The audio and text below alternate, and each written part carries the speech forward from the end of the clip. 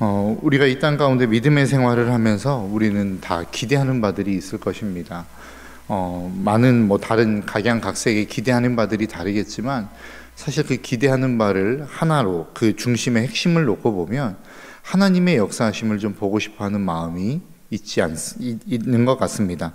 모든 사람들에게는 그런 마음이 분명하게 존재합니다. 여러분들의 마음 가운데도 그런 마음이 분명히 있을 거라고 생각합니다. 내가 지금 살아가는 이 삶의 자리에서 하나님께서 일하시고 하나님이 역사하시는 것들을 내가 좀 보았으면 좋겠다. 하나님께서 우리의 자녀들에게 또 내 삶의 자리에서, 내 직장에서, 내 일터에서 하나님께서 어떻게 우리의 삶 가운데 역사하시는지를 좀 보았으면 좋겠다라고 하는 기대와 소망이 믿는 모든 사람들의 마음 가운데는 있는 것 같습니다. 여러분도 마찬가지 아니십니까? 그런 기대가 없다면 사실 하나님 앞에 나올 필요가 없겠죠. 저는 하나님에 대한 기대가 없습니다. 우리 가운데 일하실 하나님의 기대함도 저에게는 없습니다. 그러한 분들은 거의 많지 않을 것 같습니다. 그렇다고 한다면 우리는 어떻게 그 하나님의 일하심을 볼 수 있느냐라고 하는 겁니다. 모든 사람이 하나님의 일하심을 보기를 원하고 그 하나님의 역사하심을 기대한다고 한다면 그러면 우리가 어떻게 해야 그 하나님의 역사하심을 볼 수 있는가라고 하는 것이죠. 오늘 본문 23절은 그 답을 이렇게 말씀하고 있습니다. 배들을 바다에 띄우며 큰 물에서 일하는 자는 이라고 이야기합니다. 배들을 큰 바다에 띄우며 큰 물에서 일하는 자가 누구이겠습니까? 어부들이겠죠. 그 어부들은 바다에 배를 띄우고 그 물고기를 잡기 위해서 깊은 바다를 향하여 나아가게 될 것입니다.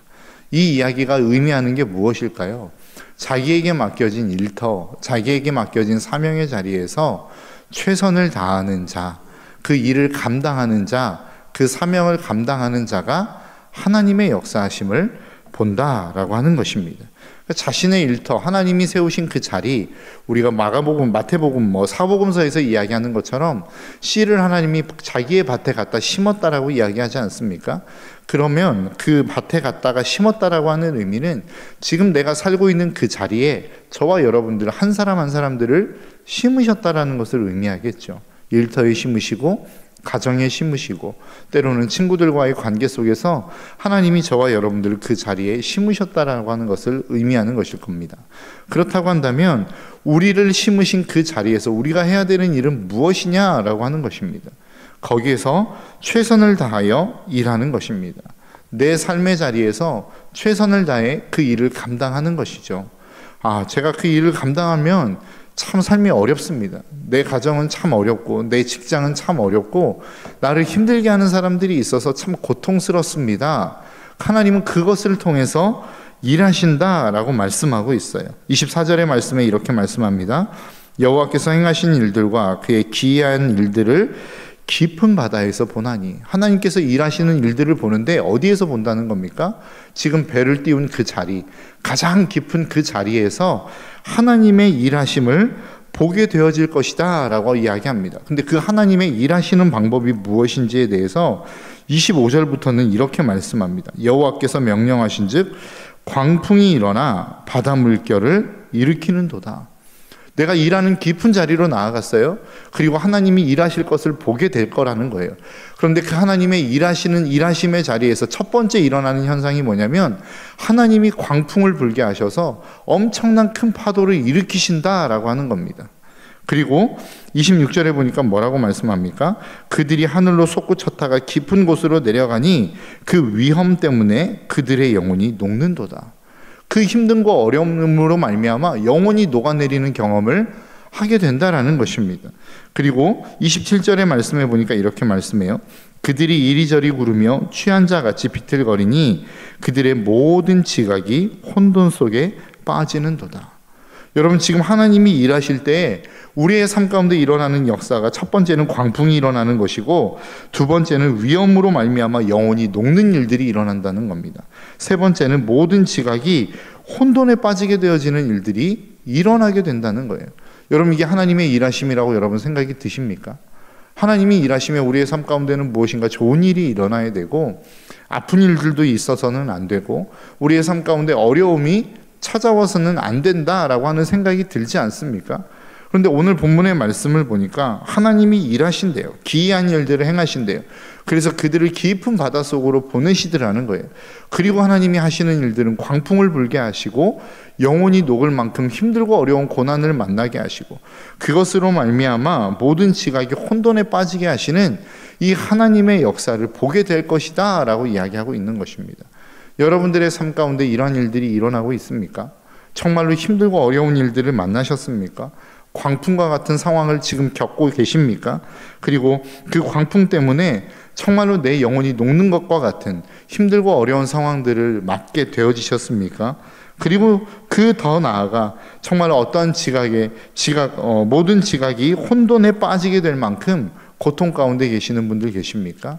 이것이 지금 하나님의 일하고 계심이라는 것입니다. 그럼 하나님은 왜 이러한 일들을 우리 가운데 행하고 계시냐라고 하는 것입니다. 그 해답을 오늘 본문 28절은 이렇게 말씀합니다. 이에 그들이 그들의 고통 때문에 여호와께 부르짖으매라고 이야기합니다. 그러니까 그 고통이 결국 그 고통받는 사람들을 인도해내는 자리가 어디라는 거예요? 하나님 앞이라는 것입니다. 하나님이 왜 우리의 삶 가운데 이러한 광풍이 불게 하시고 이러한 우리의 영혼이 녹는 듯한 고통을 허락하시고 혼돈에 빠지게 만드시느냐? 결국 그 하나님의 은혜의 자리, 하나님이 인도하시는 인도하심의 자리로 나아가게 하기 위함이라는 것입니다. 우리는 이러한 고통 없이, 이러한 좌절 없이 내 믿음의 한계, 그리고 내 능력의 한계를 바라보지 못한 채 우리의 삶이 승승장구하면 어떻게 됩니까? 내가 한 줄 압니다. 내가 그 역사를 이루었다라고 생각합니다. 내가 재능이 있어서, 능력이 있어서, 내가 잘나서 그 일들을 이루었다라고 착각한다라는 것이죠. 그래서 많은 사람들이 놀라운 하나님의 역사 가운데 하나님이 승리하게 하시는 자리 속에서 타락하게 되어지고 넘어지게 되어지고 그리고 교만해지게 되어지는 역사를 보게 된다라는 거예요. 하나님의 진짜 은혜는 무엇입니까? 그 하나님의 일하시는 역사를 보는 거란 말이죠. 내 능력으로 한 게 아니라 하나님이 그 일들을 이루셨다. 하나님이 이 모든 역사를 만들어내셨다. 이것들을 깨닫는 자가 진짜 복된 인생이라는 겁니다. 왜요? 그래야만 승리의 자리에서도 교만하지 않을 수 있기 때문에 그렇습니다. 성공의 자리에서도 하나님을 바라볼 수 있기 때문에 그렇습니다. 그게 진짜 축복이라는 거예요. 그래서 오늘 본문에서 하나님이 하시는 말씀이 무엇입니까? 정말로 내가 하나님의 기이한 일들을 보았다. 그런데 그 기이한 일들은 무엇이냐? 나를 고통의 자리로 이끌어 가시는 것이더라. 그런데 왜 하나님이 나를 고통의 자리로 이끌어 가시느냐? 그 고통을 통해서 진짜 하나님이 어떤 일들을 하시는지를 내가 보게 되었기 때문이다 라고 시편 기자는 지금 고백하는 거란 말이죠. 여러분, 여러분들의 인생 속에 지금 고난의 자리 가운데 있다고 한다면 하나님이 왜 그 고난을 허락하시는지를 오늘 본문을 통해서 좀 다시 한번 생각해 보실 수 있었으면 좋겠습니다. 내가 혹시 교만에 빠져 있지는 않은지, 내가 혹시 그 하나님을 잃어버린 삶의 자리 가운데로 나아가고 있지는 않은지, 내 재능과 내 능력을 믿고 오늘도 지금 일하고 있지는 않은지 이 모습들을 좀 한번 점검해 보셨으면 좋겠어요. 그리고 그 자리에서 여전히 하나님이 일하고 계시고 하나님이 하나님의 은혜의 자리로 우리를 이끌어가고 계심을 저와 여러분들이 놓치지 않으셨으면 좋겠습니다. 그 고난의 자리에서 우리가 하나님을 향하여 부르짖으면 우리의 삶 가운데 일어나는 일들이 무엇입니까? 오늘 본문 28절 후반절입니다. 그가 그들의 고통에서 그들을 인도하여 내시고, 하나님께서 인도하시겠다라는 거예요. 두 번째 29절 광풍을 고요하게 하사 물결도 잔잔하게 하시는도다. 30절 평온함으로 말미암아 기뻐하는 중에 여호와께서 그들을 바라는 항구로 인도하시는도다. 여러분, 그 모든 고통이 지나갔어요. 그 고통 속에서 하나님 앞에 부르짖었어요. 그랬더니 하나님이 우리를 인도하시고 그 모든 광풍을 잔잔하게 하시며 진짜 우리가 기대하고 바라는 그 소망의 항구로 하나님이 우리를 이끌어 가시더라는 거예요. 우리는 보통 생각하지 않습니까? 어차피 주실 거, 어차피 우리에게 허락하실 거, 좀 평온한 가운데 허락하시면 안 되나? 아까 앞에서도 말씀드렸던 것처럼 그래야만 하나님이 일하심을 볼 수 있다라는 거예요. 그래야만 내 능력으로 해낸 것이 아니라는 것을 우리는 깨달을 수 있다라는 겁니다. 그래야만 진짜 하나님이 우리의 삶 가운데 주시는 그 인자하심과 생명이 무엇인지를 깨달아 알 수 있다라는 것입니다. 이때 오는 평강이 진짜 평강이라는 거예요. 내가 아무런 고난 없이, 아무런 아픔 없이, 아무런 광풍 없이 평온한 삶 속에서 누리는 그 어떠한 편안함을 통해서, 그 편안함이 우리의 인생 가운데 주는 진짜 평강이 아니라 고통 속에서도, 정말로 그 힘들고 어려움 속에서도 하나님의 인도하심을 경험해낸 사람이 경험한 그 누리는 평강이 진짜 하나님이 우리에게 주시고자 하는 평강이라는 사실을 저와 여러분들이 잊지 않으셨으면 좋겠습니다. 우리는 평강을 원합니다. 편안을 원합니다. 그런데 그 편안이 그 모든 환경, 고요한 환경 속에서 주어지는 편안을 우리는 원하더라는 것이죠. 근데 하나님이 우리에게 주시고자 하는 평강은 그러한 평강이 아닙니다. 고난 속에서도 우리가 누릴 수 있는 평강, 고통 속에서도 누릴 수 있는 평강을 하나님은 우리에게 주시기를 원하신다라는 것이죠. 다른 말로 표현하자면 상황과 상관없는 평강을 하나님은 우리에게 주시기를 원하신다는 거예요.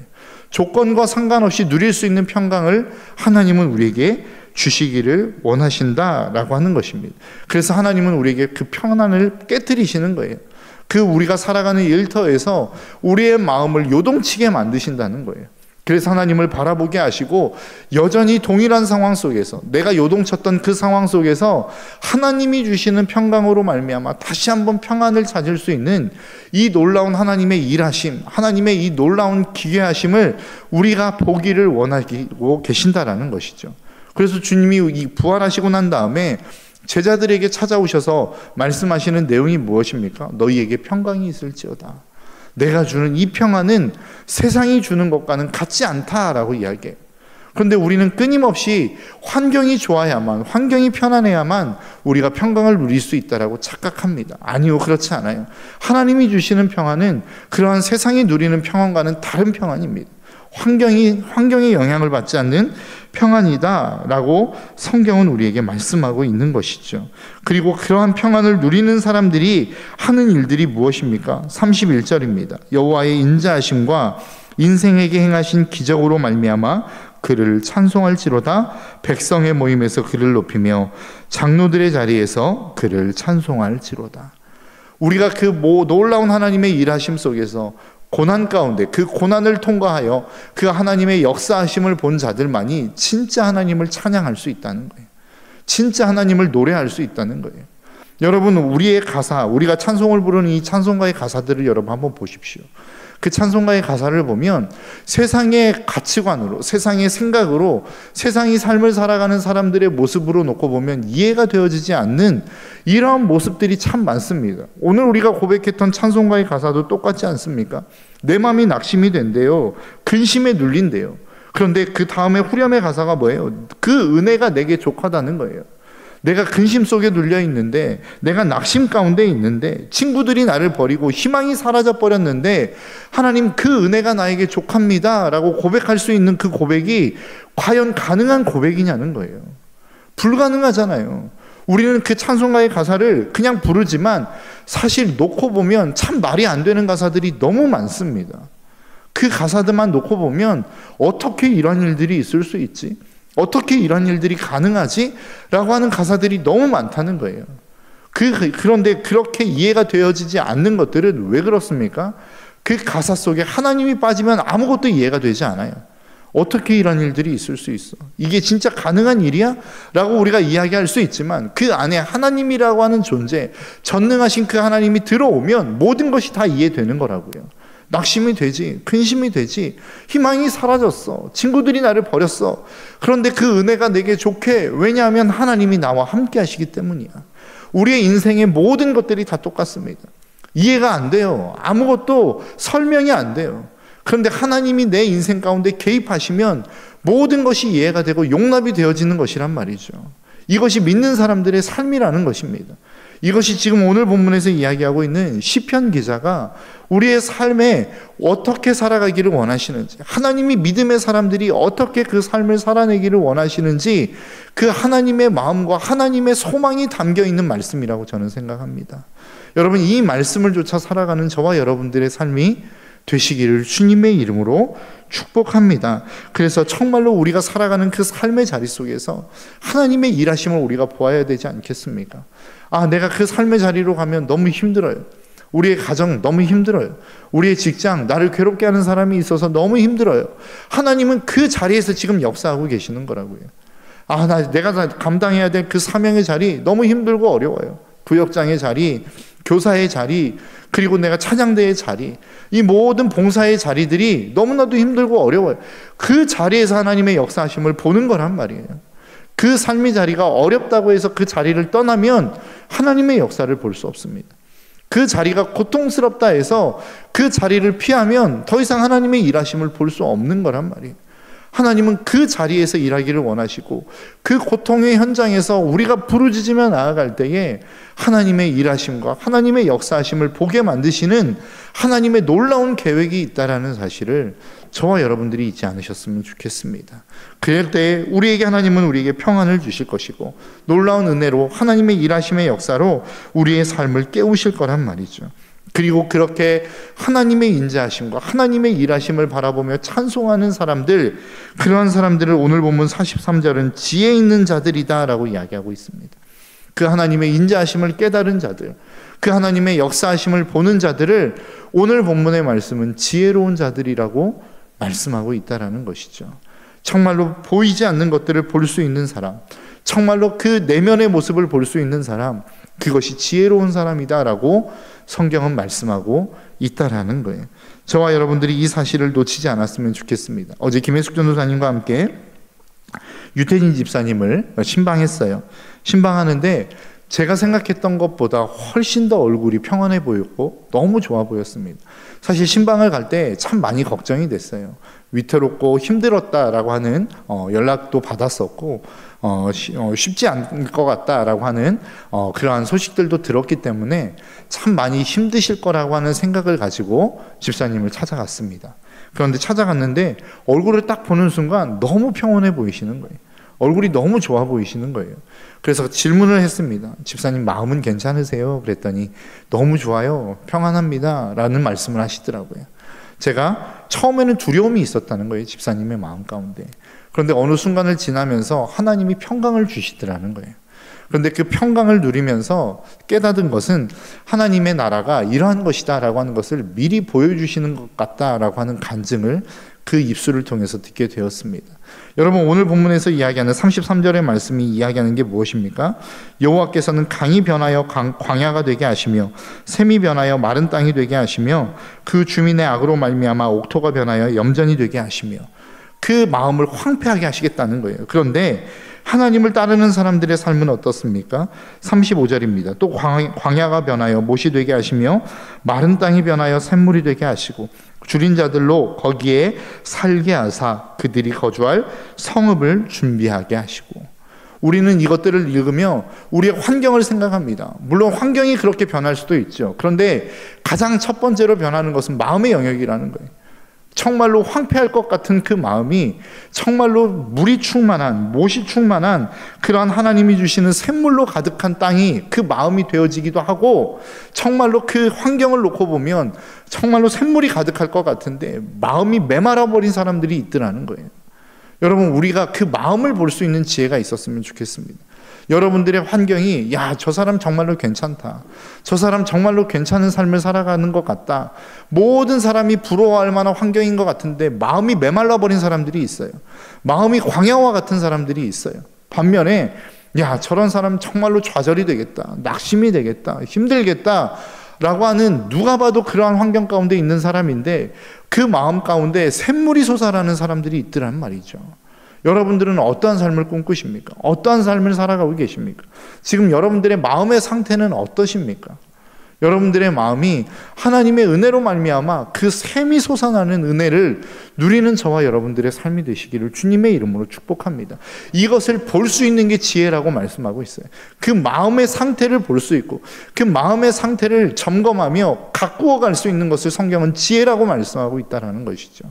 저와 여러분들의 삶이 이 지혜가 넘쳐나서 날마다 하나님이 주시는 평강과 은혜로 충만하게 채워져 가는 거룩한 믿음의 삶을 살아내는 우리 모든 신덕교회 성도들의 삶이 되시기를 주님의 이름으로 축복합니다. 기도하겠습니다.